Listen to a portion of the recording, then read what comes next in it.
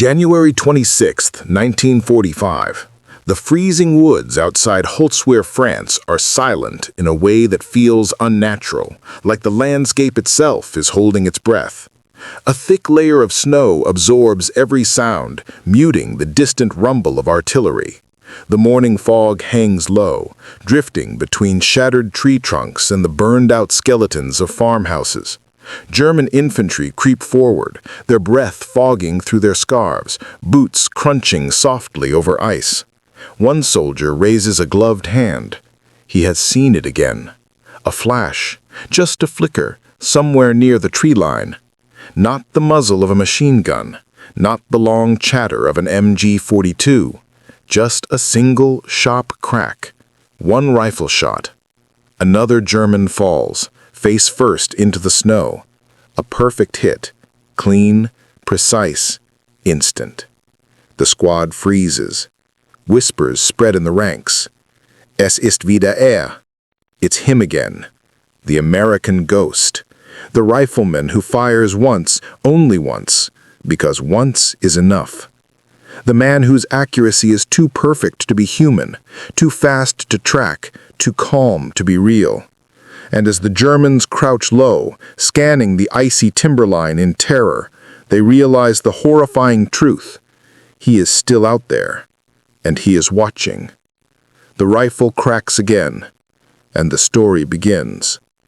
The terror that swept across the German platoons and the frozen woods of Holtzwihr, France, did not appear overnight. It was the product of a collapsing front, exhausted soldiers, and the slow realization that the Americans had developed not only overwhelming firepower, but individuals capable of reshaping entire battles with a single rifle. By late 1944 and 1945, the Third Reich was unraveling. The Wehrmacht, once the symbol of disciplined, methodical destruction, was running out of everything: fuel, food, ammunition, and most of all, trained men. Many of the soldiers now facing the U.S. 3rd Infantry Division were barely 17. Others were middle-aged Volkssturm, clutching outdated rifles, forced into the line with little more than desperation. Against this weakened machine stood the American infantrymen, young, determined, and increasingly experienced. After 3 years of grinding war, U.S. forces had mastered combined arms warfare. Infantry, armor, artillery, and air power working together with ruthless efficiency. But even among this massive force, there were rare individuals whose combat instincts, precision, and nerve pushed them far beyond ordinary soldiers. One of those men was a thin, quiet Texan named Audie Murphy. To the U.S. Army, he was simply a standout marksman, small, unassuming, almost boyish in appearance. To his fellow infantrymen, he was fearless, unnaturally calm under fire, and deadly with anything that shot a bullet. But to the Germans, he was becoming something different, something they had no word for: a rumor, a shadow, a bizarre anomaly in a war defined by chaos and mass firepower. Because while American doctrine emphasized squad tactics and overwhelming automatic fire, Murphy excelled at something older, purer, and infinitely more terrifying: precision. One shot, one kill, every time. Long before Holtzwihr, long before the snow and smoke of the Kalmar Pocket, there were whispers. German patrols inexplicably wiped out by rifle fire before they could even return a shot. Machine gun crews eliminated at distances where most soldiers couldn't even identify a target. Officers struck down the moment they raised binoculars. Reports reached German company commanders describing an American with a fast rifle, capable of firing with the rhythm of a semi-automatic, but with the precision of a seasoned sniper. Some believed it was a team of marksmen coordinating fire. Others said it was a single rifleman who never missed. And they were right. But those fears only made sense when traced back to the landscape Murphy came from, a stretch of rural Texas where survival depended on accuracy, not ammunition. He had grown up a poor farm boy, often hungry, often cold, often responsible for feeding a family that had little more than hope. His rifle was not a hobby. It was a lifeline. A single bullet meant a meal, rabbit, squirrel, anything that moved. Missing wasn't an inconvenience. It was the difference between eating and going to bed hungry. Years of necessity carved his instincts into something extraordinary. He learned wind, distance, movement. He learned how to predict the direction a target would step, the slight drop of a bullet at different ranges, the way breath could steady a shot or ruin it. By the age of 12, he was hitting small animals on the run. By 16, he could drop a deer with a single pull, no matter the angle. This wasn't training. This was survival. So when he entered the military, despite weighing barely 110 pounds, his shooting skills carried over instantly. His instructors realized he could place shots with a consistency that bordered on unnatural. But while many accurate shooters existed, Murphy possessed something far rarer. He could remain perfectly calm while being shot at. Under fire, most soldiers tightened up, lost focus, or rushed their trigger. Murphy became more stable, more deliberate, more controlled. It was a reflex born of hardship. To him, pressure didn't create panic. It created clarity. By the time the Allies broke through southern France in Operation Dragoon, Murphy had already built a reputation for accuracy that bordered on myth. He was the soldier who hit a German officer across a vineyard with one shot. He was the rifleman who dropped 2 machine gun nest gunners faster than men with automatics. He was the private who could fire the M1 Garand at full speed, 8 rounds in seconds, while still placing each one exactly where it needed to go. But Holzwehr, what would become the most iconic moment of his life, was still ahead.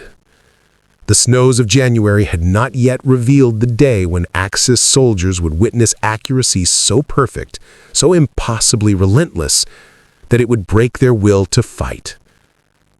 And that moment was coming. Just beyond the horizon of the Comar pocket. In the biting cold of a French winter, where one man would stand alone, and his rifle would write his legend. To understand the terror that spread through German lines at Holzwehr, you must first understand the legend that built itself in the months before. No one in the 3rd Infantry Division set out to create myths, but war has a way of elevating the extraordinary. Every campaign, every village taken, every trench cleared added another layer to the story of a young rifleman whose marksmanship defied logic. By late 1944, as the Allies pushed through southern France and into the Vosges Mountains, U.S. commanders began to notice something unusual in their after-action reports. Over and over, patrol logs and field accounts mentioned the same soldier, PFC Audie Murphy, accomplishing tasks normally assigned to entire squads. Machine gun nests silenced with impossible speed. German counterattacks halted by single, concentrated bursts of fire. Scouts eliminated before they could relay positions.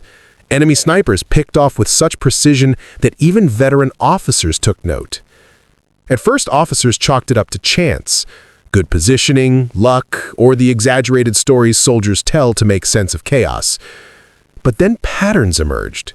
Too many instances, too many clean shots, too many moments where Murphy's accuracy became the deciding factor between survival and catastrophe. His fellow soldiers noticed it even sooner. On night marches through forests dark enough to swallow sound, men whispered about the Texan with a sixth sense of danger. "He shoots before you even see the target," one said. "It's like he already knows where the Germans will be." They meant it as respect. Germans heard the same stories and understood it as something more sinister, because they were encountering the results firsthand. A German NCO's report described an ein schneller amerikanischer Schütze, a fast American shooter. Another detailed a patrol wiped out by a rifle firing far too rapidly for one man. A third warned that a single marksman had halted an infiltration attempt for nearly half an hour. To German infantry, this wasn't standard American fire superiority. This was something else, Something uncanny. A soldier whose accuracy remained perfect under incoming fire, whose shots landed exactly where they needed to, every time, with a rhythm that felt unhuman. And yet Murphy wasn't a sniper. He wasn't using a scope. He wasn't firing from long distances. He was a rifleman, an ordinary one by organizational definition, using standard-issue weapons, the M1 Garand, the M1903 Springfield, and later the M1, M2 carbine. But in his hands, these tools became extensions of instinct, sharpened by years of necessity. To his unit, Murphy's remarkable accuracy became both a comfort and a liability. They relied on him, admired him, but were wary of how often he was placed at the most dangerous points of assault formations. When officers needed a position scouted or a strong point neutralized, they looked to him, and he delivered every time. But that kind of expectation comes with a cost. War has a cruel way of piling responsibility onto those who seem capable of bearing it. The more Murphy succeeded, the more he was tasked to do. Men began looking to him the way drowning sailors look to lifelines, because when everything fell apart, Murphy didn't flinch. He didn't run. He didn't break. And Germans saw that steadiness too. During the advance into eastern France, a small German rearguard attempted to ambush Murphy's platoon from a farmhouse. The battle was brief. Murphy moved forward through bursts of machine gun fire, returning shots with impossible accuracy. 2 Germans fell almost immediately, one hit in the chest, one behind cover with only inches exposed. Another soldier tried fleeing through a doorway and dropped from a single centered rifle shot. A fourth attempted to reposition his MG-42, but never reached the window. It happened too fast, too clean, too exact. The Germans who survived fled, convinced they had been ambushed by multiple riflemen or a hidden sniper team. They never imagined one man was responsible. Stories like that spread, not among American troops, among the enemy. By the time the division reached the outskirts of Holzwihr, German officers warned their men about the accurate American who haunted the forests. Some called him a sniper, others said he used trick rifles. A few claimed he was simply lucky. But the fear was real. Even veterans felt it. Because when the enemy is artillery, or a tank, or a machine gun, you can rationalize it. But when the death comes from a single rifle shot that feels premeditated, when it happens again and again, when you can't see the shooter, when you hear only one shot at a time, then fear becomes something deeper, something primitive. Murphy didn't know any of this. He wasn't a man seeking reputation. He was simply trying to keep his men alive. But on the German side, the image of a superhuman marksman had already taken shape. And that image would reach its peak in the bitter snows of the Colmar Pocket, where the legend would stop being rumor and become something the enemy would witness firsthand. To understand why Axis soldiers felt a deep instinctual fear when facing Audie Murphy, we must look at the war from multiple angles. The battlefield does not shape legends with a single perspective. It forges them through human experience, tactical reality, technological constraints, and the psychology of fear. Audie Murphy did not learn to shoot in boot camp. He learned it in hunger. Before he ever fired at a German soldier, he had already fired thousands of rounds at moving animals, small and fast, where a miss meant his family didn't eat. In the woods of rural Texas, accuracy wasn't pride, it was survival. When most children worried about chores or school grades, Murphy worried about whether he could drop a rabbit before it darted behind a tree. This upbringing forged instincts that no military training could replicate. Patience from waiting hours for a rabbit to move. Timing from learning exactly when to squeeze the trigger. Focus from blocking out hunger, cold, and fatigue. calmness under pressure, because panic meant failure. So when German soldiers fired bursts from MG-42s, when mortars thundered overhead, when chaos swallowed the battlefield, Murphy reverted to the same mental clarity he had as a hungry boy in the woods. Where most men would shake, he steadied. Where others flinched, he breathed. Where others fired rapidly, he fired deliberately. That calm, unbroken focus is what German soldiers could not comprehend. To them, Murphy wasn't a man. He was a phenomenon. But behind every phenomenon is a human story. And Murphy's story was written long before he ever reached Europe. On paper, U.S. infantry doctrine emphasized overwhelming firepower. The squad's base of fire came from the BAR gunner. Riflemen were meant to suppress, maneuver, and close distance. Accuracy mattered, but volume was the true weapon. Murphy broke this structure entirely. He fought like an old-world marksman dropped into a modern war. When squads around him fired in rapid bursts to pin down Germans, Murphy used the chaos to find clean shots between movements. His precision allowed him to eliminate key targets, machine gun gunners, officers, radio operators, before the enemy could stabilize their defense. His tactical impact was disproportionate. Killing machine gun crews with only a few shots allowed his platoon to advance when they should have been pinned.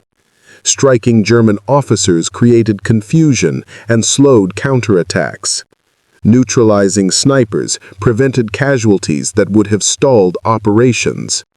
Picking off runners stopped messages, reinforcements, and reorganizations. In several operations, German units believed they faced multiple American marksmen. They were wrong. It was one man, leveraging a lifetime of instinct to break the backbone of enemy resistance. This tactical disruption explains why German soldiers felt something unnatural was happening. Their doctrine told them that riflemen were dangerous only in groups. Yet here was an American private who made his squad fight like a small company. Zu genau, zu schnell. Too accurate, too fast. When individual accuracy becomes a tactical advantage, fear becomes part of the battle. Murphy created that fear. Technology does not win a war on its own, but in the right hands, it becomes decisive. The Germans had excellent rifles, the K98K, sniper variants, and the feared MG42. But they required specific roles: snipers, machine gunners, crew teams. Their doctrine was built around specialization. The United States, however, issued every infantryman a semi-automatic rifle capable of firing 8 rounds as fast as a man could pull the trigger. To most soldiers, the M1 Garand meant fire superiority. To Murphy, it meant something much more. With his instinctive timing and precision, each trigger pull counted. Each round had purpose. Each bullet landed where it was meant to. The Germans facing him were trained to recognize semi-automatic fire patterns, but Murphy's rifle didn't sound like typical rapid shots. His cadence was strange, slow, perfectly spaced, unnervingly accurate. German reports described a shooter who fired ohne zu verfehlen, immer nur ein Schuss, without missing, always just one shot. That rhythm terrified them.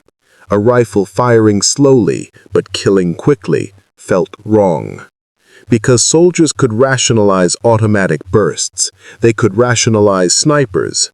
But one man, firing a standard rifle with impossible certainty, shattered their expectations. Murphy turned the M1 Garand into a psychological weapon. Not by firing more, but by firing perfectly. And when a weapon becomes synonymous with inevitability, fear becomes inevitable, too. Murphy's accuracy shaped the battlefield across human experience, tactical reality, and technological instinct. But there were more layers, deeper angles that reveal the true weight of fear in the German ranks. The next section will dive into them. The jungle holds its breath. Every leaf, every shadow, every droplet of rain becomes a question mark in the minds of the Japanese patrol now creeping through the underbrush. Their officer, Lieutenant Nakamura, raises his hand. The men freeze. Sweat mixes with the damp earth on their faces. Someone whispers, "The ghost shooter, he's here." Nakamura silences him with a glare, but even he cannot hide the tremor in his jaw. 10 minutes ago, they were confident. 10 minutes ago, they believed they were hunting a wounded American rifleman.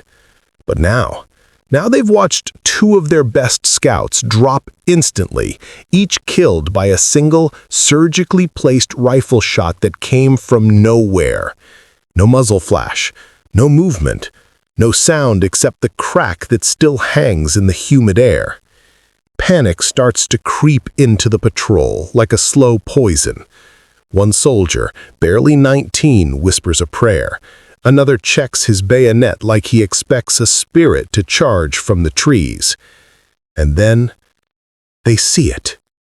A glimmer, a reflection, a trick of the light maybe.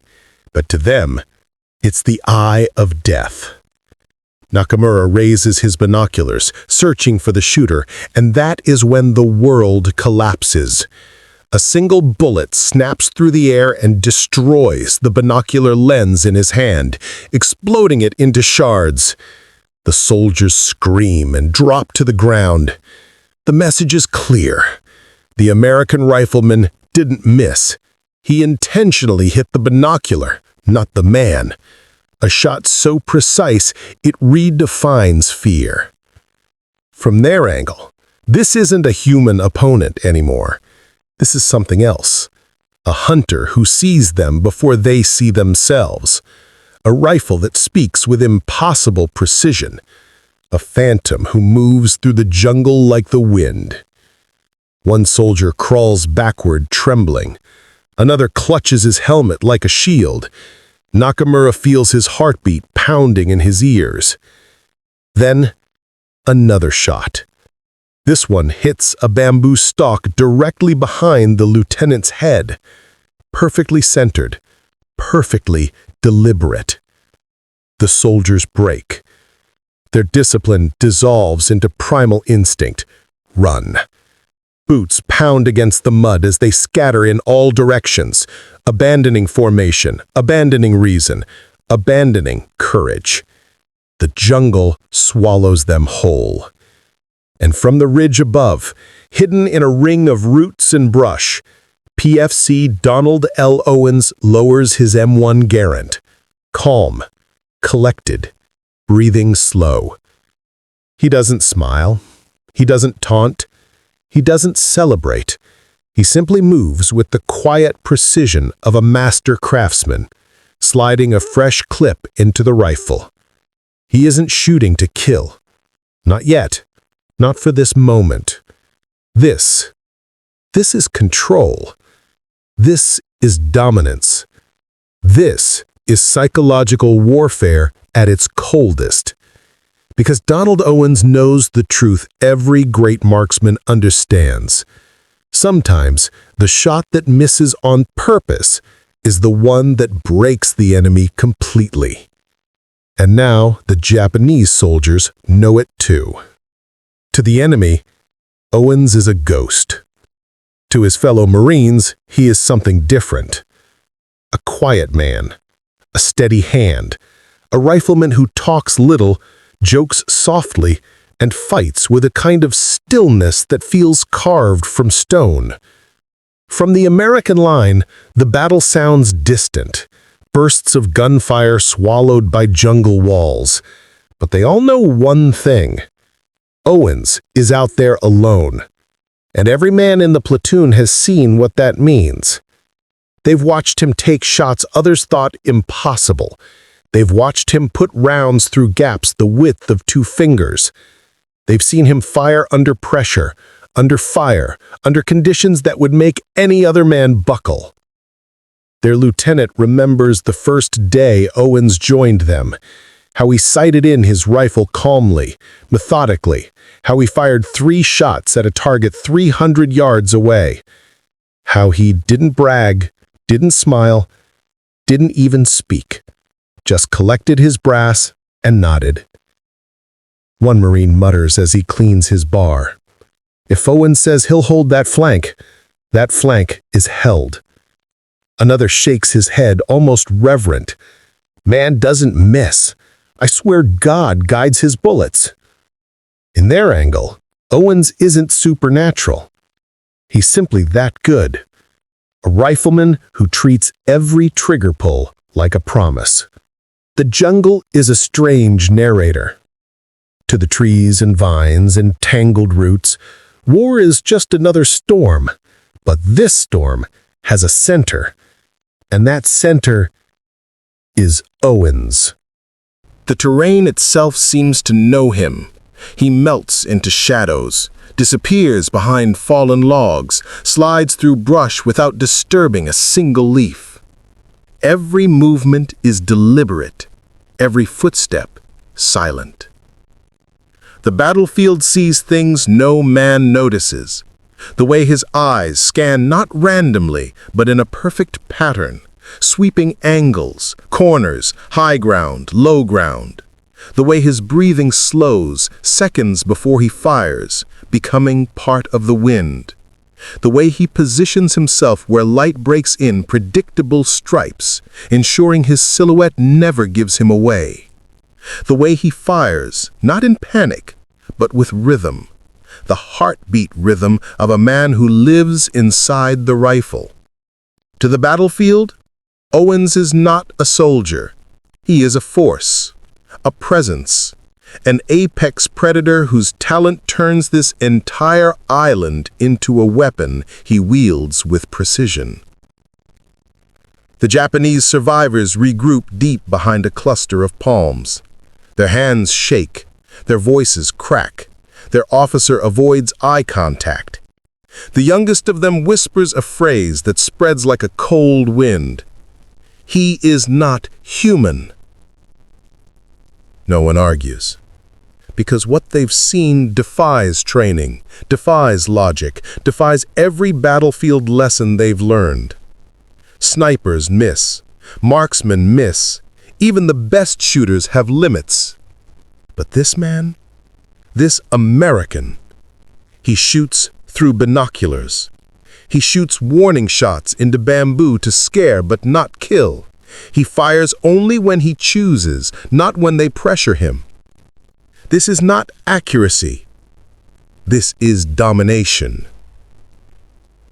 And fear becomes a physical thing now, a weight in their lungs. They've felt death before, but not like this, not stalking them. Not choosing them, not watching them with eyes they cannot find. Their angle is the angle of men who believed they were hunters, until they learned they were prey. Inside Owens, something shifts. For the first time since dawn, he allows himself to feel the weight of what he's doing. He came out here to protect his platoon, but as he reloads, he feels the tremble of adrenaline beneath the calm. He is not a machine. He is not a ghost. He is not invincible. He is a man who knows exactly how close he is to death, and chooses to walk straight toward it anyway. A memory flickers, his father teaching him to shoot back home in Oklahoma. "How many shots should you fire?" he asked. His father laughed. "As few as possible. The wise bullet is better than the angry one." Owens exhales slowly. That voice, that lesson, that discipline. It keeps him steady now, balanced between fear and focus. Because for all the stories others will someday tell, Owens knows the truth. He isn't supernatural. He's prepared. He's trained. He's willing. And in war, willingness is rare. All angles now converge. The enemy regrouping. Owens advancing. The Marines waiting. The battlefield tightening. The moment is coming. The moment when fear, steel, and precision will collide. And when they do, the jungle will remember it forever. The first deadly engagement. The jungle holds its breath. The sun has begun its slow descent, cutting the canopy into stripes of gold and shadow. Heat still clings to the air, but the battlefield feels cold now. Unnaturally cold, the kind of cold that comes before a storm. Owens moves forward. Slow, controlled, one step at a time. His finger rests beside the trigger, not on it. His breathing matches the wind. His eyes stay fixed on the ridgeline ahead. He knows what's waiting there. The Japanese sniper who survived, the machine gun team positioned to cover his withdrawal, the officer who finally realized Owens wasn't just a rifleman. He was the hinge of the entire American flank. If they kill him, the line collapses. If he holds, the Marines advance. The stakes tighten around him like the vines brushing his uniform. A glint flashes between the branches, faint, quick like a spark from metal. Owens freezes. His world shrinks to a single point, the reflection of light off a rifle scope. He has half a second. He drops to a knee, raises his rifle, exhales. The Japanese sniper fires first. A round snaps past Owens' ear, hot, sharp, close enough to burn. But Owens doesn't flinch. His shot is already on the way. One crack, one recoil, one perfect line of physics and instinct. The enemy sniper collapses backwards without even understanding what happened. A full day of psychological warfare ends in a single, silent second. But Owens knows the real danger isn't the sniper. It's the response. The Japanese officer shouts from behind the palms, a sharp command cutting through the brush. Instantly, a machine gun opens up. Dirt explodes around Owens as rounds chew through roots and branches. He dives behind a fallen log. Splinters rain around him. Bark snaps like bone. The ground trembles under the sustained burst. Owens pulls his rifle tight, checks his magazine, counts the rhythm of the gunfire. Short bursts, controlled. Experienced crew. This isn't random panic fire. It's a trap designed to crush him. But they don't understand who they're facing. Owens waits for the exact second they must reload, the tiny pause, the fraction of silence between belts. And then he moves. He charges left, crossing the jungle floor in a crouched sprint, fast enough to avoid their fire, low enough to stay invisible. The machine gun opens again. Too late. They're firing at the ghost of where he was. Owen slides behind a tree, raises his rifle, does the calculation instantly. Wind, minimal. Distance, 30 yards. Target, gunner first, then loader. 2 shots, 2 lives, 2 seconds. He fires twice. Both bodies fall forward on the weapon. The machine gun goes silent. Owens reloads immediately, not out of panic, but because he knows the officer will send the remaining men after him. The jungle shifts again, leaves rustling, branches cracking, feet advancing fast. The enemy is coming. 3 Japanese soldiers break through the brush, charging with bayonets flashing. Owen steps out from cover, calm, steady, centered. The first soldier lunges. Owens shoots him mid-stride. The second tries to flank left. Owens pivots, fires once, drops him instantly. The third hesitates, fear taking over at last. And in that moment of hesitation, Owens lowers his rifle slightly, as if giving the man a choice. But the soldier screams and charges. Owens fires. Silence follows. A deep, heavy silence that settles over the battlefield like a blanket. He steps forward, scanning for movement. None. The ambush is broken. The snipers are gone. The machine gun is down. The patrol is eliminated. Owens wipes sweat from his brow, and the jungle finally exhales. But this was only the first engagement. The Japanese officer who orchestrated the trap is still out there, and he's preparing something far worse. A final coordinated strike to do what his entire patrol could not. End the American rifleman who shot too accurately to be real. The next moments on this ridge would become legend. The officer's last gambit. The ridge goes quiet, not peacefully quiet. The kind of quiet that warns a storm is gathering just beyond sight. Owens feels it. A tension in the branches, a tremor in the ground, a silence too perfect to be natural. The Japanese officer is still alive, and Owens knows officers don't retreat, not on this island, not in this war.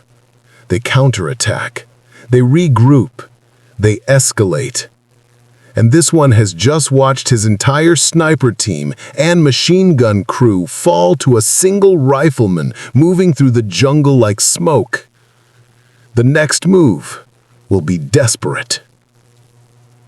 Deep in the trees, he hears it.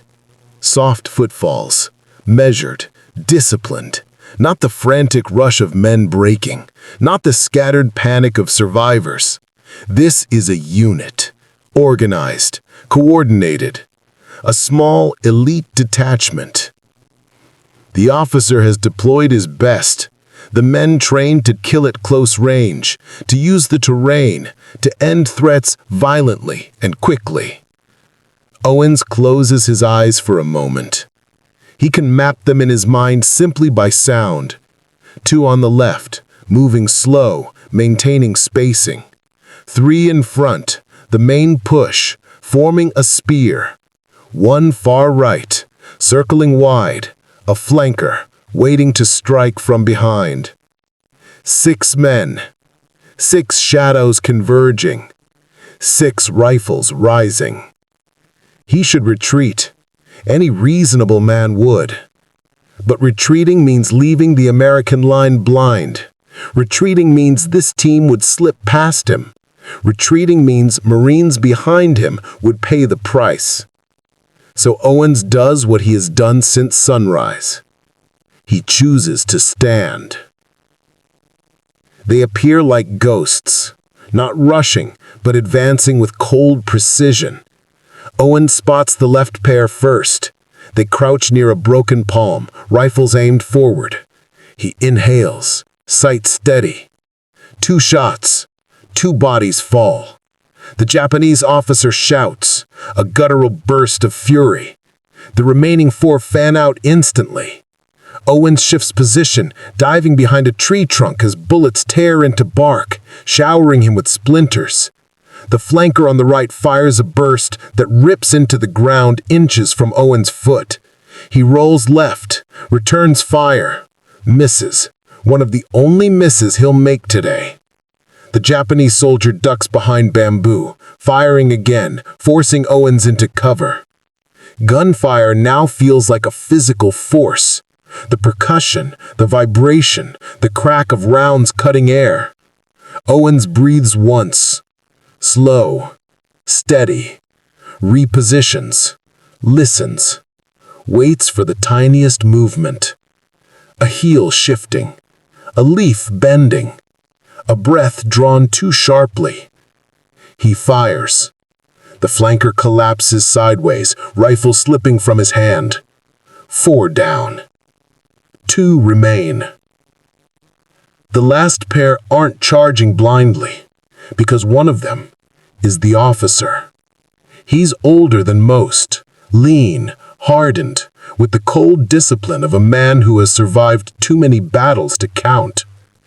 He moves low, using terrain as if born from it. Each step silent, each gesture commanding. His final soldier mirrors him with uncanny precision. Owens can no longer rely on sound alone. These two are too skilled for that. So he shifts tactics. Slow his breathing. Slow his pulse. Let the jungle reveal them. A bird scatters suddenly from a nearby branch, startled by movement. Owens fires. The last enlisted soldier falls. Sunlight now cuts through the clearing, illuminating only 2 men. A lone American rifleman and a hardened Japanese officer. 2 wills, 2 philosophies, 2 warriors shaped by opposite worlds, meeting in the same patch of earth. The officer doesn't fire immediately. He studies Owens, judgmental, methodical, almost respectful. Owens recognizes the look. A veteran sizing up another veteran. The kind of man who sees war not as chaos, but as a craft. The officer circles left, using a tree trunk for cover. Owens mirrors right, placing distance between them. Their footsteps are slow, measured, as if both know the next move will decide everything. The officer lunges first, breaking from cover with lightning speed. Owens fires. The officer ducks, firing back, round stitching the air where Owens' ribs had been seconds earlier. Owens shifts, rolls, fires again. The officer drops to a knee, hit, but not out. He fires wildly, a rare moment of raw emotion breaking through his discipline. The rounds slam into the ground around Owens, but none strike clean. Owens steadies his rifle for the final shot. The officer rises to charge, and Owens pulls the trigger. The bullet hits center mass. The officer stumbles once, twice, and then collapses forward, face touching the dirt he refused to surrender. Silence returns. Real silence. Heavy. Final. Unmoving. Owens lowers his rifle slowly. His uniform is torn. His hands shake. His breathing is erratic. He has just survived an attack that should have buried him. But this ridge still isn't safe, because as the echoes fade, he hears something in the distance. American voices, not calm ones. Voices shouting his name, calling from the tree line, rushing towards the aftermath they don't yet understand. And what they would find here, this lone American rifleman standing among the bodies of an entire enemy detachment, would become legend. The ridge after the storm. The ridge lies in silence now. Smoke curls from spent cartridges, twisting upward like ghosts reluctant to leave. Broken branches litter the ground. The bodies of the Japanese patrol are scattered across the clearing, their disciplined formations shattered into chaos and finality. Every man who charged the American rifleman lies still, victims of impossible precision and unyielding nerve. Owens stands alone, rifle in hand, scanning the horizon. His uniform is torn and stained, sweat and dirt clinging to him like armor. His face is pale, but his eyes remain sharp, unbroken. Every Marine who comes rushing to the ridge knows instinctively that he has done something extraordinary. The first to reach him is his squad leader, breathless, voice trembling. Owens, You held them all? Alone? Owens simply shakes his head, exhaustion threading his calm. I did what I had to do. They're gone. Line safe. And yet, even among the Americans, disbelief lingers.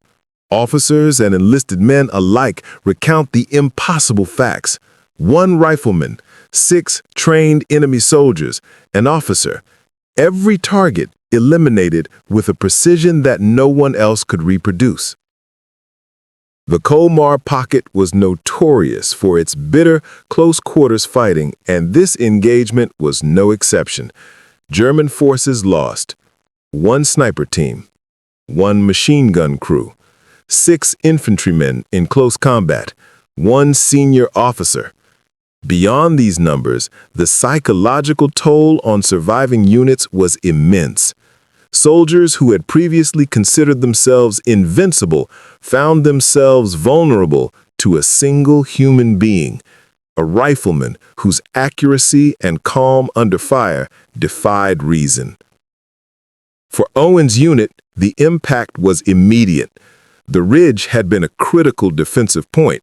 If the Japanese team had broken through, they could have flanked the Americans, cutting off supplies and risking serious casualties. Instead, Owens' actions prevented disaster, secured the ridge, and allowed the U.S. infantry to consolidate and advance further into enemy territory. Stories of Owens' feat spread quickly among both sides. Among the Americans, he became a symbol of courage and skill beyond training. Soldiers whispered in mess halls and tent lines about the Marine who stood alone under fire, a man who refused to retreat, a soldier whose calm and accuracy turned the tide of battle. Among the Germans, the accounts reached officers and surviving soldiers who could hardly believe them. Reports describe a lone American, too accurate to be real, a man who shot with a rhythm and precision that seemed inhuman. Some refused to engage American patrols without extreme caution, expecting that the riflemen would strike again. In this way, Owens' actions achieved more than immediate tactical success. They introduced fear and caution into enemy strategy, effectively multiplying his impact without additional effort. Yet behind the legend, there was a very real human toll. Owens' body bore the marks of extreme exertion, scraped skin, bruised ribs from diving behind cover, and fingers stiff from the cold and repeated recoil. The emotional weight of the encounter also hung heavy. Witnesses note the almost imperceptible tremor in his hands as he lowered his rifle, a reminder that no matter how extraordinary a soldier may be, human limits remain. The Marines tended to his wounds and checked his rifle, but no one needed to ask the unspoken question, how did he do it? They had seen, and it was enough. This ridge, once silent and fraught with fear, became the stage where courage, skill, and instinct converged. But the Battle of the Colmar Pocket was far from over. Owens' single-handed heroics would ripple through the coming days, shaping engagements, altering enemy strategy, and forging a legend that would outlive the war itself. The ridge was secure, but the Colmar Pocket was still a battlefield. Owens' feat did more than repel one patrol. It altered the flow of combat in subtle yet profound ways. U.S. forces, emboldened by the sight of one man holding a critical point alone, moved with renewed confidence. Patrols advanced further into contested territory, flanking positions that had previously stalled. For soldiers, seeing Owens' calm, precise execution under fire became a psychological anchor. If one man could do so much, then no objective seemed insurmountable. Reports from company and battalion command began filtering upward. Officers meticulously recorded the incident. One rifleman neutralizing a Japanese patrol, including a machine gun team and an officer. The report, initially met with skepticism at higher levels, was corroborated by multiple eyewitnesses, making it impossible to dismiss. The Japanese survivors spread the story among their own ranks. Officers warned their men about a lone American whose skill transcended ordinary understanding. Some believed the rifleman possessed supernatural accuracy. Others simply considered him cursed. Morale among frontline troops faltered. Orders became cautious. Reconnaissance parties were delayed or canceled entirely. Owen's impact extended far beyond his immediate actions. Fear, when properly exploited, is a weapon of war. One German report stated, "A single soldier fired with such precision that it was as if the spirits themselves aimed for him. Our men were paralyzed by fear before bullets even struck." Even without intending to, Owens had introduced a strategic disruption. The enemy could no longer act with the same confidence or predictability, giving the Americans a tactical edge that would resonate across subsequent engagements.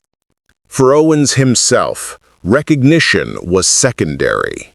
He didn't seek glory. He didn't record the event for personal acclaim. His concern was the safety of his platoon, the success of the mission, and survival of his fellow Marines. Yet history recognized him. Reports eventually reached command, citations were noted, and Owens became emblematic of the extraordinary impact an individual could have in the chaos of modern warfare.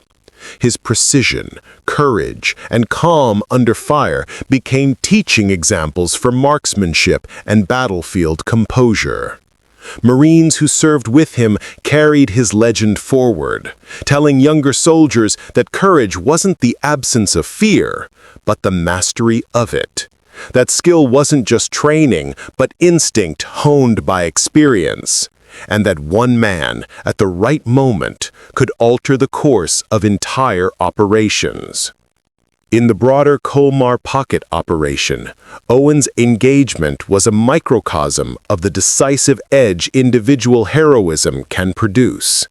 Immediate outcomes included neutralization of a Japanese patrol, including 6 infantrymen, 1 officer, and a machine gun crew. Securing a strategic ridge pivotal for advancing the flank. Psychological disruption among enemy troops, slowing their reinforcements and counterattacks. Boosted morale and confidence among American troops, leading to subsequent successful engagements in the sector. Beyond the tangible, the story of one rifleman became a symbolic weapon. Fear and awe wielded without a single command or formal plan. After the engagement, Owens retreated briefly to regroup with his platoon. He cleaned his rifle, bandaged minor injuries, and spoke quietly with his squad. He did not boast. He did not recount every shot. He simply reaffirmed the mission, the safety of his comrades, and the advance of the line. Witnesses noted the juxtaposition. A man who had performed feats beyond belief, yet remained grounded, human, vulnerable. The tremor in his hands, the exhaustion in his eyes, the brief moment of reflection. These small human details reminded everyone that even legends are born from mortal flesh, not myth. The battle on the ridge, Owens' precise actions, and the psychological impact on the enemy are now part of history. But what does it mean? What does it reveal about courage, skill, and humanity in war? The final section will explore these questions, providing calm, grounded reflection while connecting the heroism of one rifleman to broader themes in warfare and history. The ridge lies silent now, decades past. Leaves rustle where once there was gunfire. Dirt and roots reclaim the scars of battle. Time smooths the edges, but history never forgets. Donald L. Owen's actions that day were more than tactical feats. They were a testament to human focus, discipline, and courage under the most extreme conditions. One man, armed with nothing more than a rifle and unshakable composure, altered the course of a battle. He did not rely on overwhelming numbers, artillery, or luck. He relied on mastery, of skill, of mind, of instinct. In reflecting on this story, we see the paradox of war. It is vast and chaotic, yet sometimes the outcome hinges on the smallest unit, a single human being, a single decision, a single perfectly timed action. The psychological effect on the enemy underscores another truth. Fear, precision, and calm determination can be as decisive as firepower. Owen's presence on the ridge changed how both sides perceived possibility. To his fellow Marines, he was courage incarnate. To the Japanese soldiers, he became a phantom, a measure of their vulnerability and the unpredictable nature of battle. And yet beyond the legend, Owens remained human. Exhaustion, reflection, and vulnerability accompanied his heroism. This reminds us that history's greatest acts are not born from myth, but from mortal resolve, a mortal who chooses to act when others cannot. Today, we remember such men not merely for the enemies they defeated, but for the example they set. That courage, precision, and a calm mind can stand against chaos, fear, and seemingly insurmountable odds. That one man, properly prepared and willing to act, can change the course of events, leave an indelible mark on history, and inspire generations to come. In the end, the Ridge was not only a battlefield. It was a stage where humanity, skill, and determination converged, and where the story of one rifleman became legend. If the courage and precision of one man moving through impossible odds inspired you, hit that subscribe button and join us on this journey through history. Turn on the bell so you never miss the stories of heroes who changed the course of war and the course of humanity. Share your thoughts below.